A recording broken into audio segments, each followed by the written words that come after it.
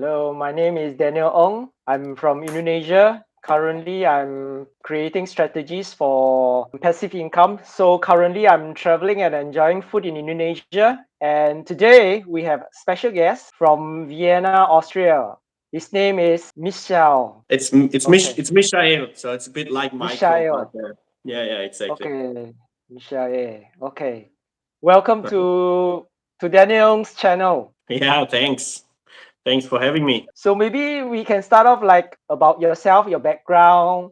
What is your YouTube channel about? Yes, of course. So yeah, as Daniel already said, my name is Michael. I'm originally from Switzerland. Currently living in Vienna, Austria. I had a few other places before. So before Austria, we lived in London for 3 years, and before that, Singapore for 2.5 years. Yeah, so that's kind of my background is in I used to work in banking before, and then when we moved around was basically because of the job of my wife. Yeah, and I just joined along, and I started YouTube a few years ago, actually still when we were just between Singapore and London.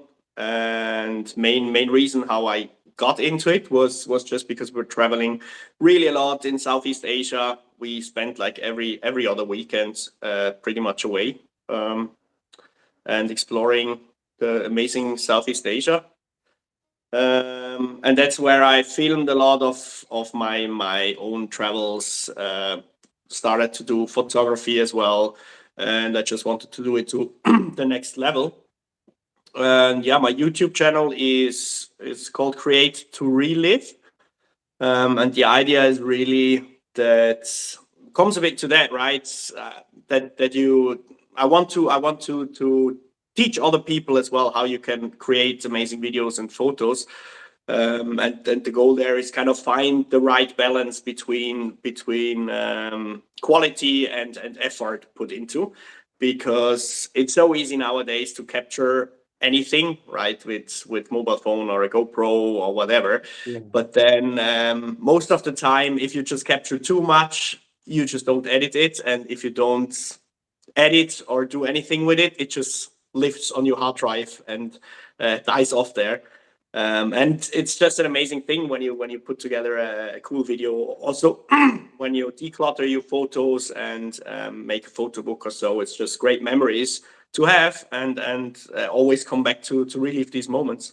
And that's kind of the idea. I haven't yet found the optimal balance, so it's still quite a lot of effort. But there is really that's kind of the main goal that I have. Yeah. So maybe in the future you plan to have like classes, Mm-hmm. offering classes. That's definitely the long-term goal. I mean, and now if you look at my YouTube channel, I have a mix. I have a few tutorials on it, but then also I have a lot of travel content, which is basically blogs. Um, and I still have quite a lot of footage that I need to go through. I still have a few projects that I'm currently running, because when my daughter was born 2.5 years ago, we went traveling quite a bit. We were still living in London back then, and then yeah, we basically the whole year when she was born, we spent like 10 weeks in London. The rest we were pretty much off, and I did capture everything, but I just didn't take the time to sit down and edit everything. So there is still a bit of backlog that will still come on my YouTube channel.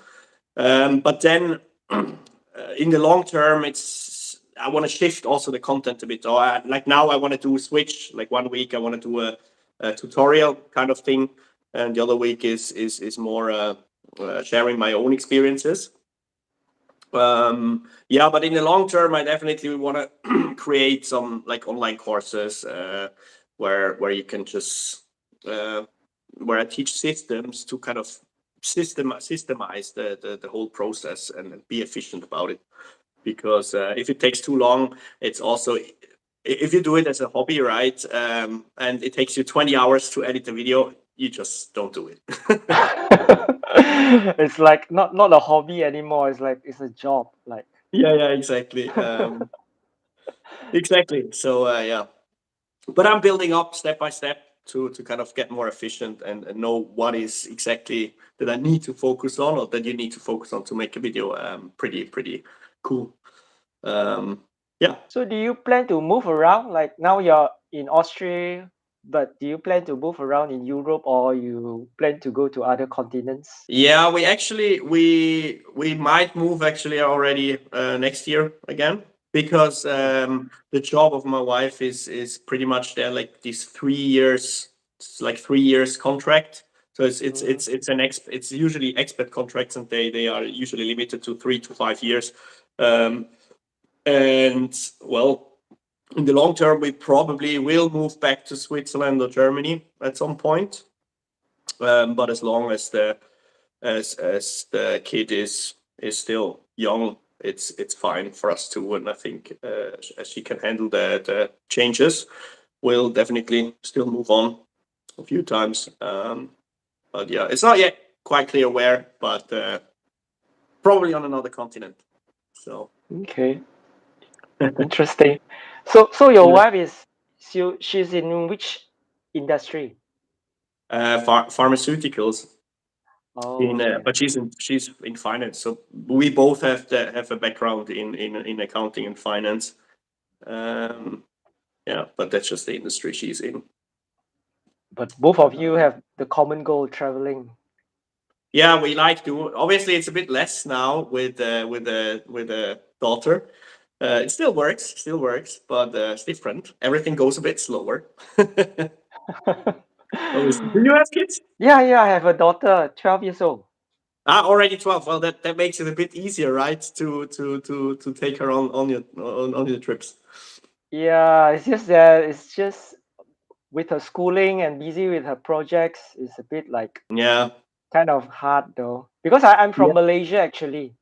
Yeah. I know. You live in Yeah. Jakarta, right? Yes. I was here like for 8 years. It's a long time. But your daughter also. So you live with your whole family in Jakarta, right? Yeah, my whole family is here. Okay. Nice. Yeah, but at that age with the school, I guess you're bound to official school holidays and stuff. That's another thing which is still a benefit once they're young.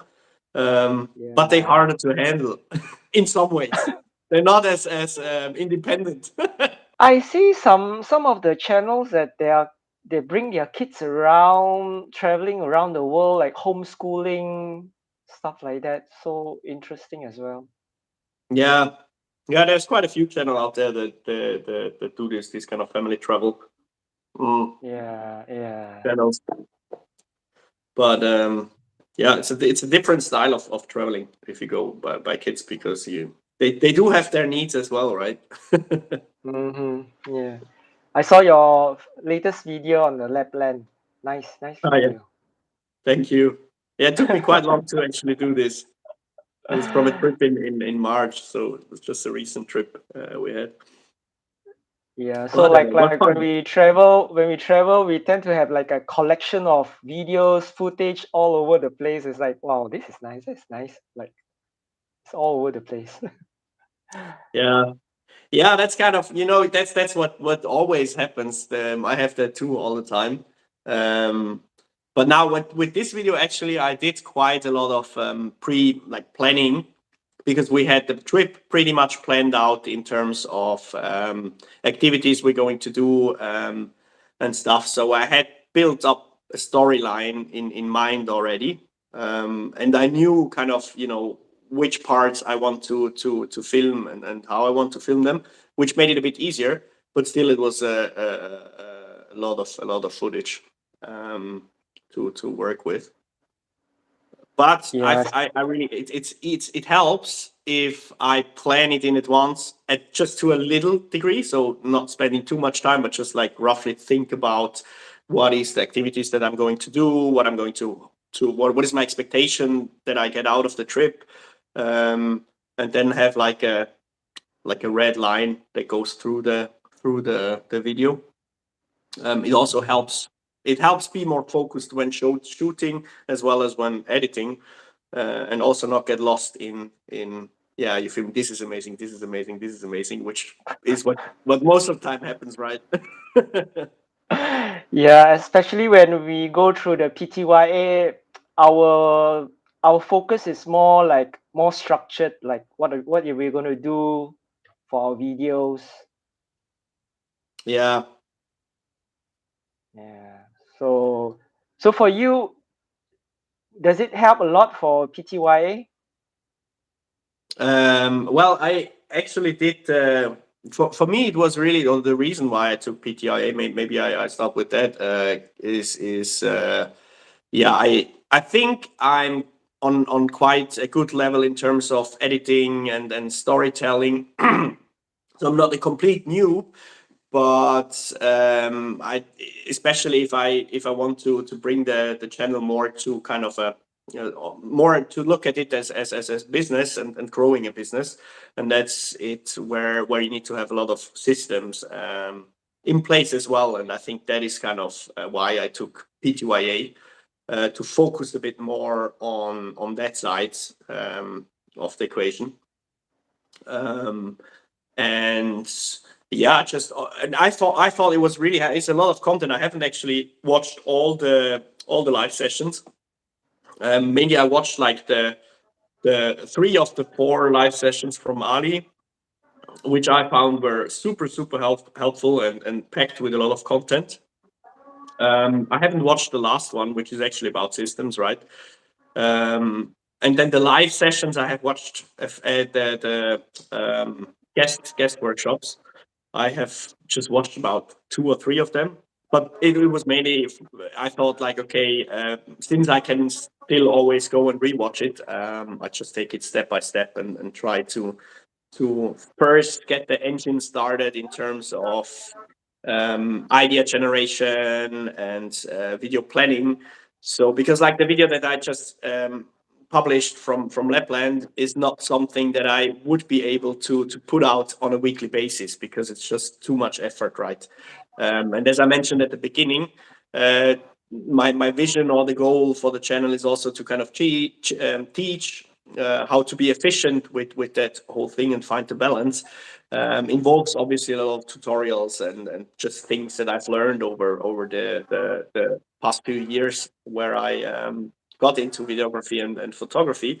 Yeah, and so it's really, and these kind of tutorials is way less effort to produce, but will probably resonate with a wider audience because it's educational, right? And so for me now, it's really, I need to find the kind of the whole I see you, for example, you are like very consistent, right? You like every week you have your video, you produce your shorts, Yeah, um, yeah. which is amazing. Like You have shots, a lot of like videos. every day. Shots like every day. Yeah, it's crazy. Um, yeah, I'm way far not there yet. So, and that's why I'm saying, so I'm pretty much at the beginning stage, kind of how can I systemize and get more efficient with producing like weekly valuable content, and also daily or bi-daily um, shorts in the long term, while still kind of gets my backlog done with the travel videos, which take a little bit more time, but it's time that I do want to take, because I just love to rewatch them later on as well. Yeah, but that's why I didn't really go into the whole systems part and the business part, where he also talks about outsourcing and stuff, right? So for me, it's kind of the idea generation and content production phase. I need to like have proper system in place first. Yeah, and that's my current focus. So at the moment you're doing all by yourself, Yeah, like the everything by editing. Oh, myself. okay. Yeah, So do you everything by do myself. in like batches? Your video, do you do in batches? Um, oh, that so far I have always recorded like one video and then edited it. The travel ones, obviously, they just come because, so, yeah, like the year when we were traveling with our daughter, we were always had like big trips of like 2 months or so, and so I tried to kind of do a video for each week and summarize those. But yeah, this is still a lot of things I need to edit. But then you can say it's kind of batch produced as well. Yeah, but for the educational content, I haven't done it yet, but this is actually what I'm just planning now. So I've scripted a few videos out, and then I want to record at least 2 or 3 videos in one session, which makes it a bit easier and more efficient as well. Do you batch record your stuff? Yeah, I do. When I go to a place, like I have bits and bits in here, like how does it resonate with the audience? Like how it does this batches of video goes along?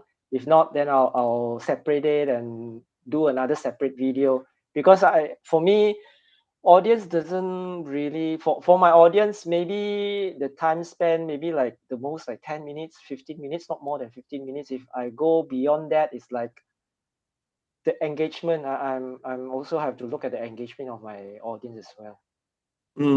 Of course. Yeah. And like for shorts, I don't really pay much attention on shorts. It's like based on views, it's not watch hours. So maybe like 15 seconds is just nice, like 10 to 15 seconds. I hardly go up to 60 seconds. It's just too long for a short. Yeah. Do you do just you very often just have like some like single clips that you put out for shorts as well, right? Yeah, and when I go to a place, like I'll do some verticals and horizontal videos as well. So I can utilize like shorts and horizontal. And some of Mm. my long form videos, I actually remix it into shorts. There's a section on it, like an option for long Yeah, form videos you can do, yeah, remix. So I think it's I think I pay more attention on long form, not so yeah, much on short. Yeah. It's just that shorts, yeah, you get more subscriber, obviously, compared to long forms. But in order to have a community, an audience that really resonate and like your channel, I think long form is the way to go. yeah. It's way more personal than Yeah, I agree. yeah. But to be honest, I haven't really. I've only done one short, which I produced just as of the PTYA homework. So tried it out a bit, which was fun to do. But as well, I mean, I prefer long form content because you can work more with story and like build up a story and which is nice to watch. But obviously it's a lot of fun to watch shorts as well, but it's just kind of mindless scrolling and the ones you like Yeah, and yeah, you do, so it's harder to connect, but I do see some value in it as well.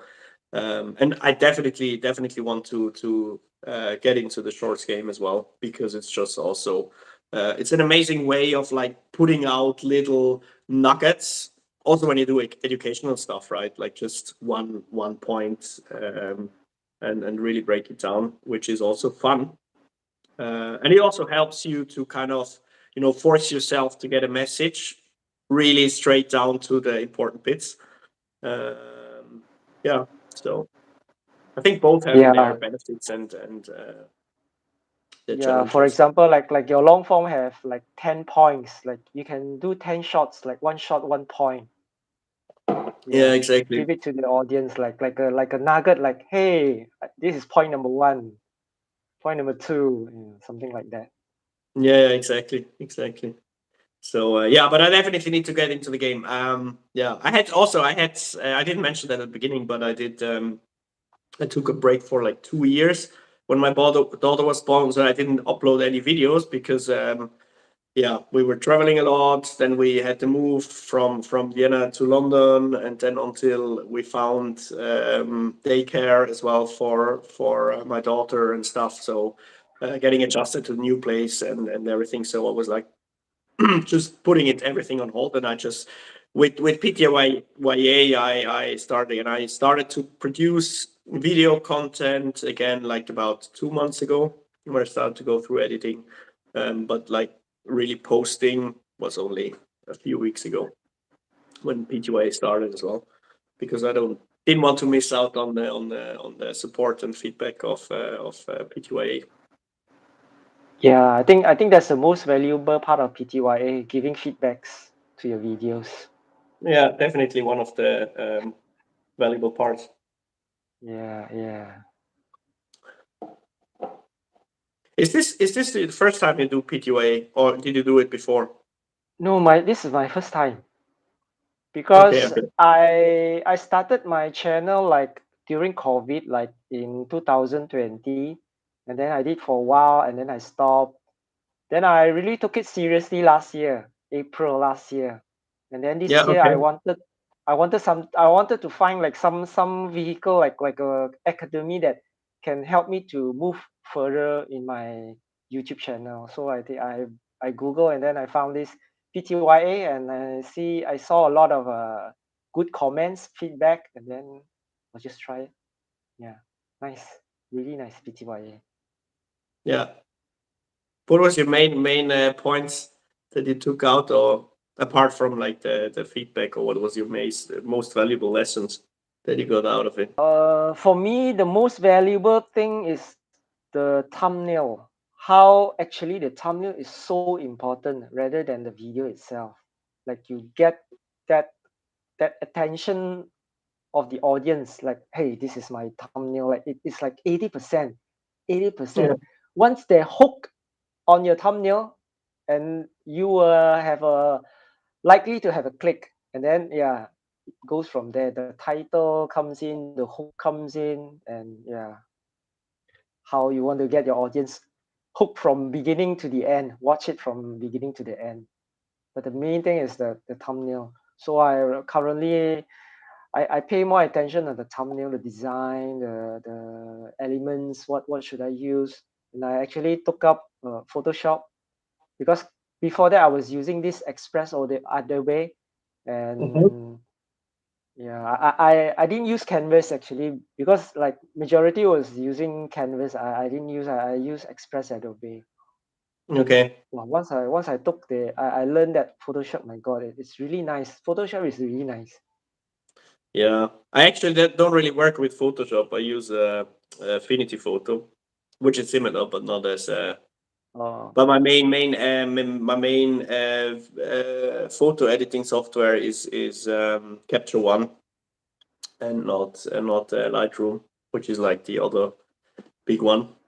But it's yeah, more kind of Lightroom. the light.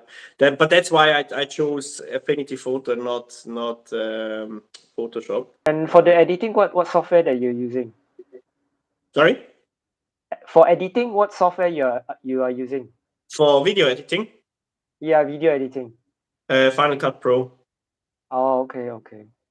I'm using Yeah, I learned DaVinci. everything with Final Cut, and yeah, I like it so far. You? DaVinci. Ah, okay. Yeah, it's got a lot of positive feedback. If you like on YouTube, if you see other filmmakers, a lot are hopping onto DaVinci Resolve instead of Premiere or Final Cut. Yeah, especially Premiere Pro. They are like hoping from that. Yeah, Yeah. yeah. Maybe one day I need to give it a try as well. DaVinci, but I'm quite happy with Final Cut as well, and I know my way through pretty well. Mm. Yeah. I very rarely have any bugs with it. So and since I'm using a MacBook, it works pretty well and efficiently. Mm-hmm. Yeah, Okay. yeah. But Photoshop is really it's or general these kind of, it's amazing what you can do, right? But I have you tried Canvas before or not? Because it looks super simple for like basic stuff. Actually, pretty cool. Yeah, actually, I have two choices that time. I was like either to choose Canvas or Express Adobe, because like both are similar. And I didn't go to Canvas. Like majority are using Canvas. I think it's a bit too generic when everyone uses the same thing for the design. So I didn't really try True. Yeah. Canvas. So I go for the Express Adobe. Okay. Okay. Yeah, yeah. Do you do your thumbnails before you record the video, or do you only do it after? I used to do it after that, but after that thumbnail class that by Ali, I slowly tried to do it. The first step, I do that thumbnail first before I actually do the editing and the video and the stuff like that. Yeah. Uh, yeah, it's kind of it's the same, right? You have your video, then you do everything, and then at the end you start thinking about the title and the thumbnail. Yeah, yeah. So now I'm following Ali's advice. Advice, Okay, I'll do the thumbnail and the title first. Yeah. And with this Chat GPT, my God, it's like amazing. Like, nice. yeah. I've also just started using this. It's really crazy. Um, Yeah, how much you can do? You using the free version or the um, the pro version? the free one. Currently, for the free one. Yeah, yeah, me too. It's amazing what it can do. Yeah, actually, the free one is already amazing. Like, I can't imagine like the paid version. Yeah, yeah. But in general, it's actually only through PTYA I got to like think more about this whole um, AI based editing and helpful tools, which is crazy what already exists, right? I mean, I was using a few things before, which I still use. It's a software called Topaz. Don't know if you have heard of it. It's basically an No. AI that just it's maybe you know Luminar.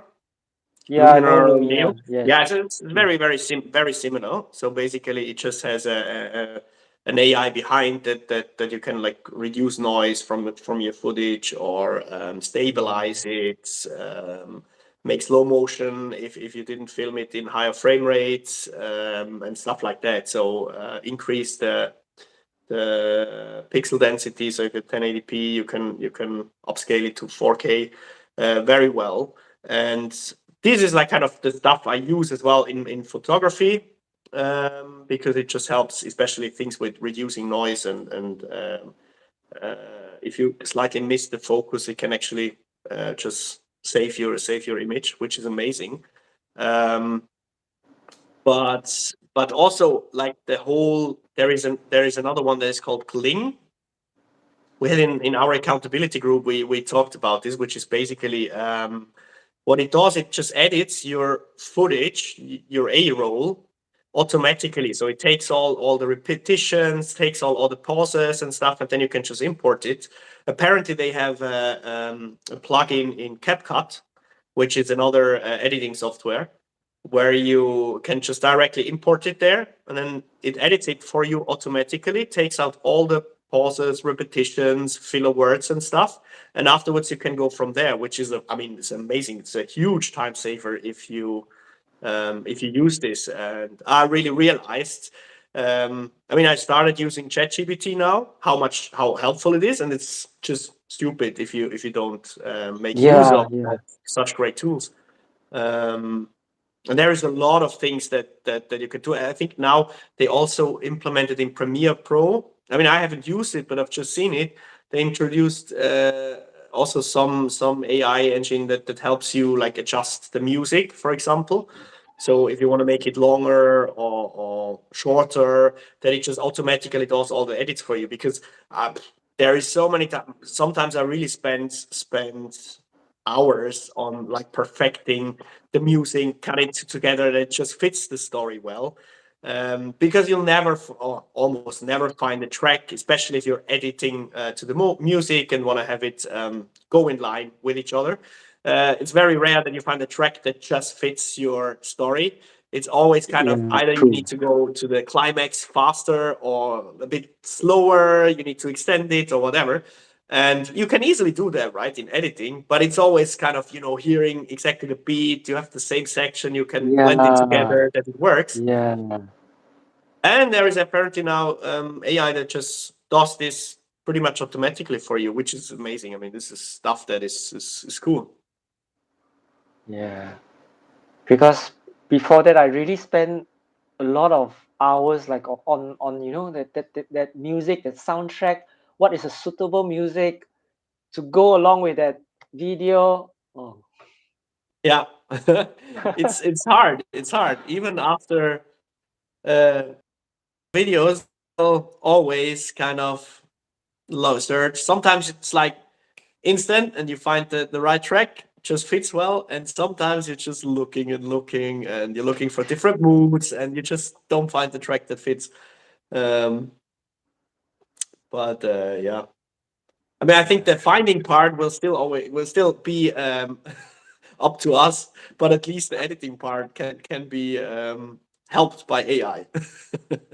Yeah, probably like AI, it will like narrow down all the things that you actually want, and then the final edit maybe by us, like the fine tuning.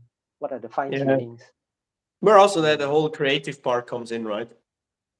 yeah, Um, which is, but it's still it's tools that I definitely need to explore a bit more, incorporate into my workflow, because it's really so helpful.